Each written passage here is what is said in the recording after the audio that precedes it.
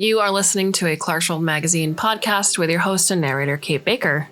Greetings, Clarkesworld citizens, and welcome to the last story for the month of October 2022, issue 193. I do hope this podcast finds you well and healthy and safe.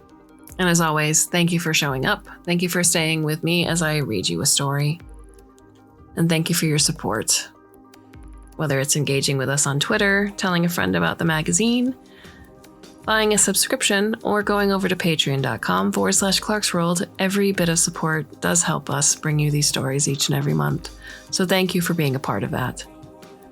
Our story is titled Rondo for Strings and Lasergun and is by Jared Oliver Adams.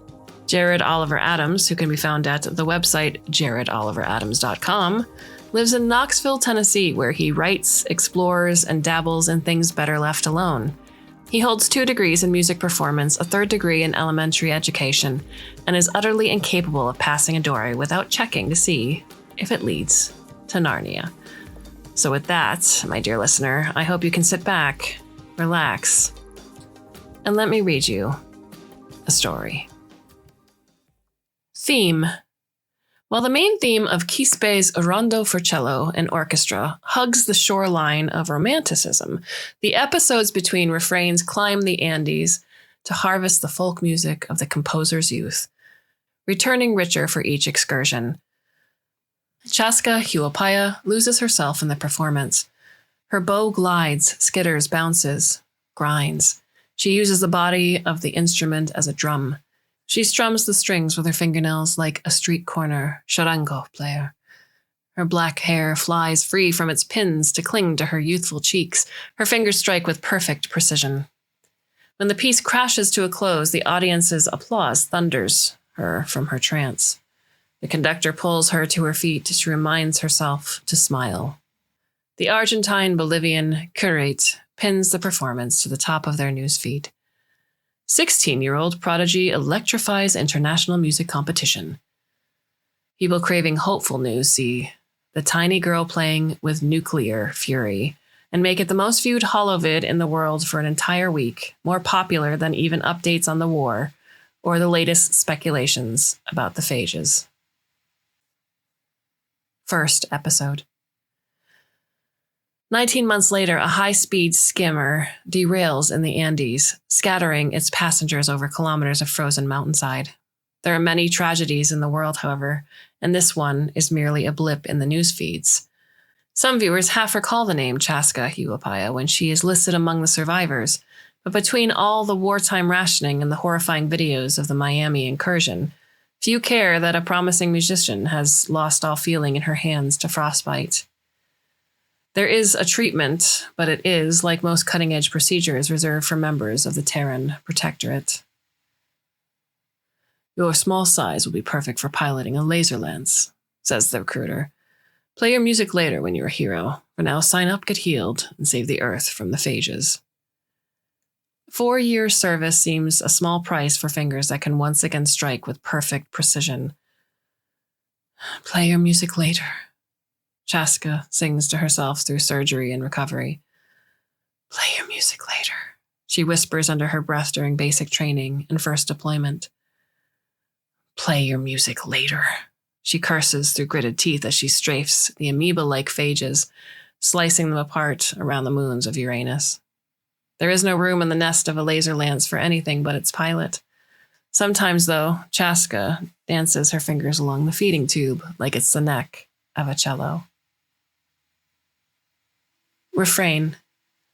Chaska uses half a year's pay to print an electric cello at the fabrication depot on Oberon, but it feels wrong. The fingerboard and body are one continuous piece, a long, flat board without a hint of curve. With a push of a button, the artificial strings retract into the pegboard so the entire thing can fold down to the side of Chaska's forearm. It sounds lifeless no matter the reverb setting.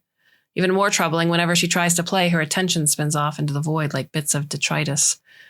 A sharp is particularly problematic. It is the exact pitch used to scramble the pilots to their lances. When she holds an A sharp, Chaska's bowing arm trembles. Often after practice sessions, she vows to recycle the hateful thing, But the truth is, whenever she wakes at night in a panic, she detaches the instrument from the wall of her sleeping tube and hugs its ugly efficiency to her chest. "We are both of us a mocking shadow," she whispers to it. Tears gather upon the eyeballs in 0G. She cries, but her tears refuse to leave. Second episode. 3 years into her tour of duty, Chaska has become addicted to an illicit mix of anxiety pills and sleep aids. She doesn't wake when the A-sharp sounds. It saves her life. A Class 9 phage, the largest kind, gloms onto the launch bay of her station and rips off the entire node before a single laser lance deploys. People spew into space amongst crates and twisted metal, or worse, stick to the body of the beast to be absorbed into its mass. Chaska only wakes when the alarm modulates from A-sharp to a strident ee, ee, ee, ee. Her sleeping tube has automatically sealed itself, meaning there's no pressure on the other side of the door. She's stuck. The camera's still working to display her coming fate, the phage devouring the defenseless station piece by piece. Chaska's screams seem very loud inside the sleeping tube, which is barely larger than a coffin.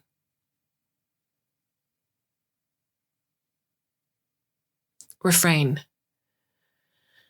In the sight of inescapable death, Chaska looks for a refrain, and as she does, she hears the recruiter's voice, as if his clean-shaven face is right next to her ear. "Play your music later." But there is no more later, is there? There is only trembling fingers that never quite healed right, and a cello made from the same fabrication beads as the water bottle velcroed to the bulkhead. Her desire to sail away from this horrid reality becomes a faltering rendition of Quispe's Rondo. Her memory is flawless even if her fingers fail. She barely feels her bloodied elbow slamming into the wall for want of bowing room. Halfway through, Chaska realizes the phage has frozen, sound waves vibrating through the hull into its body. Can it be? The cello plays through the audio system of the sleeping tube. She flashes out a hand to turn up the volume and continues. She stumbles through the finale to the single quavering note at the end, an A sharp. There is no orchestra behind her, no thunderous applause waiting. It is simply her and the monster. She holds that A sharp for seconds that mount to minutes, convinced that the moment she stops, the phage will rampage on. The shaking in her arm spreads to her entire body. Sweat slicks her fingers on the strings, the bow in her hand. The pitch scoops and skitters and dies, like she will. She hugs the cello to herself like a mother holds a stillborn infant. Her life is unrealized possibility. She watches the view screen. The phage remains still. Then it retreats, disgorging the station as it backs away. Chaska watches with ragged breath as the phage disappears into the black. She is still shivering uncontrollably when she remembers to call for rescue. Finale. Sound does not travel in the void. It needs a medium to carry the vibration.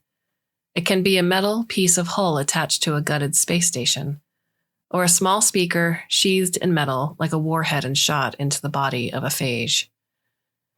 Either way, Chaska's recording of Quispe's Rondo is the most popular piece of music to deter the phages. Though anything above a certain complexity seems to work, warriors are a superstitious people. In this way, Chaska patrols space still, forever a 16-year-old prodigy playing with nuclear fury. But in the other way, the way that really matters, she is back home in Argentine, Bolivia, teaching cello to children who do not mind that she sometimes falls still during lessons, or that her hand trembles on A sharps. They care only that her smile shines like the sun when their fingers strike with perfect precision.